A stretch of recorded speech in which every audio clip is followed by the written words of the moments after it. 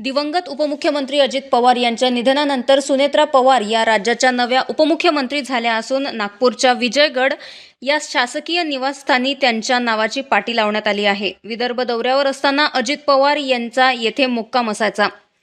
त्यांच्या सूचनेनुसार विकसित करण्यात आलेल्या बंगल्यात आता सुनेत्रा पवार कार्यभार सांभाळणार असून उपराजधानीत नव्या राजकीय पर्वाची सुरुवात झाली आहे.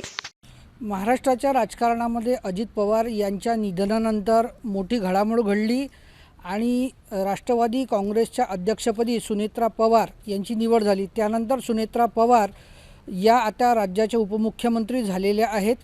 राज्याचे उपमुख्यमंत्री झाल्यानंतर नागपुरातलं उपराजधानीच्या ठिकाणी असलेलं जे विजयगड हे उपमुख्यमंत्र्यांचं जे शासकीय निवासस्थान आहे, या ठिकाणी आपण बघू शकतो की सुनेत्रा अजित पवार अशा नावाचा बोर्ड लागलेला आहे. आता पूर्वी हा जो बंगला होता हा अजितदादा पवार यांना शासकीय हे निवासस्थान जे आहे हे देण्यात आलं होतं आणि त्यांच्या निधनानंतर अर्थातच त्यांच्या पत्नी ज्या आहे सुनेत्रा पवार या उपमुख्यमंत्री झाल्याने नियमाप्रमाणे जेव्हा शासकीय बंगल्यांचं पुनर्वाटप करण्यात आलं त्यामध्ये विजयगड हा नागपुरातील बंगला सुनेत्रा पवार यांच्या नावावर देण्यात आलेला आहे.